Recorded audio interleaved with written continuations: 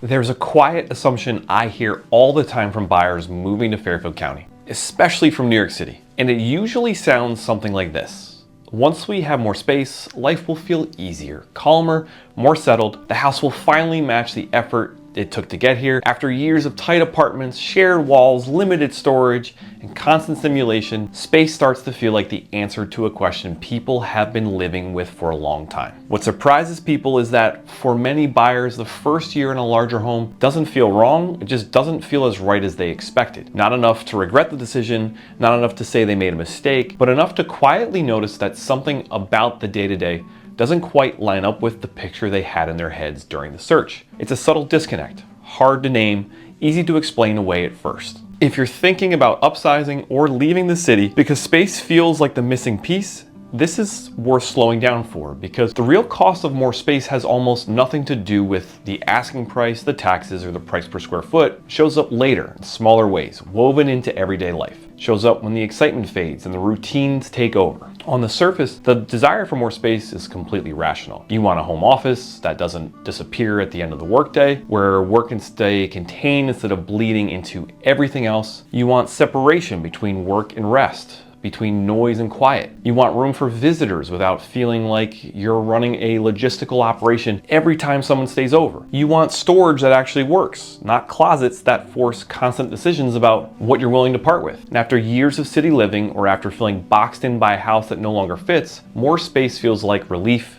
and it feels like control. For many people in midlife, it also feels symbolic. More space represents stability. It represents having made it through demanding years and arriving at a stage where things are supposed to feel easier, more comfortable, more intentional. Buying a larger home feels like a reward for patience and effort. And most of the advice you hear reinforces that mindset. Buy what you can comfortably afford. You'll grow into the space. You won't regret having extra room. Real estate is a long-term asset, so think ahead, not just about today, but about the version of your life you imagine down the road. None of that advice is wrong. Challenge is that it's almost entirely theoretical, focuses on logic, math, and future potential, and not lived experience. It doesn't really address how the bigger house changes the texture of everyday life. During the search, people imagine weekends and best-case scenarios. They imagine hosting friends, spreading out, relaxing, finally exhaling. They imagine how good the house will feel during moments that are already meaningful. What almost no one imagines is the random Tuesday in February, not a holiday,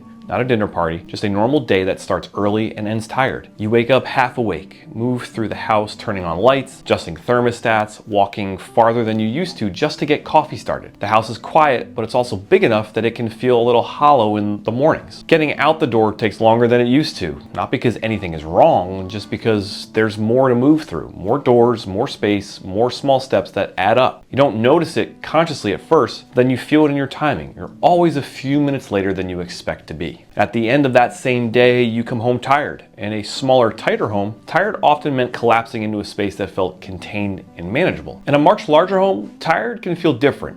You walk past rooms you haven't used in weeks. You notice things that need attention but don't need it right now. A room that should be cleaned. Something outside you'll deal with later. Nothing urgent, just present. And that's the key point. Dissatisfaction doesn't come from big problems. It comes from accumulation, from dozens of small moments where the house asks a little more of you than you expected. Over time, that's where the difference between imagined life and lived life quietly shows up. That's where the real verdict on a home gets written. The first year in a larger home usually feels great. There's novelty and pride. Rooms feel full of possibility. Even empty space feels satisfying because it represents freedom. You notice how quiet it is, how much light there is, how everything feels less compressed. For a while, just walking through the house feels like an upgrade. You enjoy the space for its own sake. Then, gradually, something subtle begins to change. Your routine stretches, not dramatically, but consistently. It takes longer to get out the door. There are more lights to turn off, more doors to lock, more square footage to walk through when you already are running late. Heating and cooling become ongoing considerations rather than background details. Outdoor space needs attention whether you feel like dealing with it or not. Weather matters more. Maintenance becomes a standing background task rather than something you occasionally handle on a free weekend. None of these things feel overwhelming on their own. That's what makes them easy to dismiss. But together, they create a low-level hum of responsibility that didn't exist before. It's not stressful in a dramatic way, it's just always there, quietly competing for attention with everything else in your life. Now, at the same time, rooms that felt essential during the search slowly become underused. That formal dining room that made perfect sense during showings gets used a handful of times a year. The extra sitting room stays pristine because no one really sits in it. The guest room quietly becomes storage with a bed in it. And you start to realize that the rooms you actually live in are a much smaller subset of the house than you expected. Not because you made a bad decision, but because your real life didn't expand at the same pace as the square footage. This is the part that never shows up in the listing photos or floor plans. More space doesn't just cost money, it costs attention. And attention is just as finite as time or energy, and at this stage of life, it's often already stretched thin. Some homes are attention neutral. They quietly support daily life without asking much in return, while other homes are attention consuming. They require you to remember things, track systems, hold mental notes about what needs fixing or updating. You don't feel overwhelmed, but you feel slightly behind, even when you can't explain why. This isn't about laziness, it's about cognitive bandwidth. Careers are demanding in different ways than they used to be. Family dynamics are shifting. Kids may be leaving, returning, or redefining their role in your life. Parents may be aging. There are more directions pulling on your time and energy. And when that's the context, the real cost of excess space becomes more noticeable. Not financially, but mentally and emotionally. That's when priorities begin to shift. The house you thought would simplify life can, in very quiet ways, begin to complicate it. Not enough to cause alarm, and not enough to undo the decision, just enough to slightly dilute the benefit that motivated the move in the first place. And because nothing is obviously wrong, people rarely talk about it. There's an unspoken sense that questioning the choice sounds ungrateful. So instead, people adapt and normalize the trade-offs. This decision also lands differently in midlife than it would earlier on. Earlier in life, space feels like possibility. There's time to grow into it, time to experiment, time to change course. In mid to late career life, there are fewer blank slate years ahead and more responsibility moving in multiple directions at once. There's also more awareness of trade-offs. You know that every yes comes with a no. Space decisions stop being upgrades and start being life positioning choices. And wanting ease, clarity, and manageability at this stage isn't settling, it's discernment.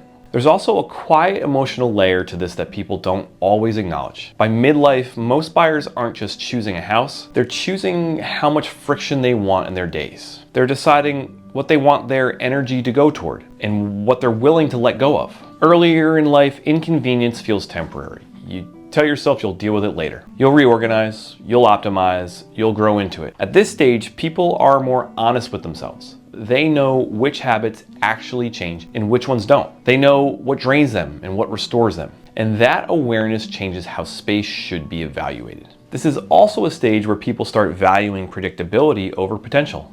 Not boredom, not sameness, but a sense that daily life runs smoothly without constant adjustment. A home that requires fewer decisions, fewer mental notes, fewer trade-offs, starts to feel like a luxury in itself. What often surprises buyers is that satisfaction doesn't come from having every possible option available. It comes from having fewer, better aligned ones. From waking up in a space that feels intuitive, from moving through a home that supports your rhythms instead of challenging them. When space decisions align with that mindset, homes stop feeling like projects or statements and start feeling like tools.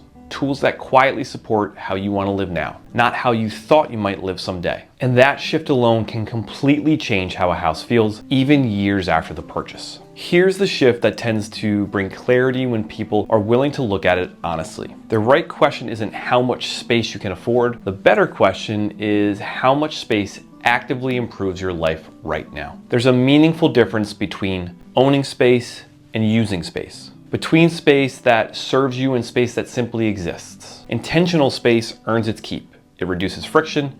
It supports how you actually live on ordinary days. It gives back more energy than it takes. Unintentional space mostly exists in imagination. It looks good during the search and feels reassuring in theory. But over time, it quietly asks more than it gives. I see this contrast all the time. One buyer stretches for aspirational space, extra rooms they imagine using someday, and 5 years later those rooms are heated, maintained, and rarely entered. The house feels impressive, but slightly heavy. Another buyer chooses a home that's more constrained, but every room gets used regularly.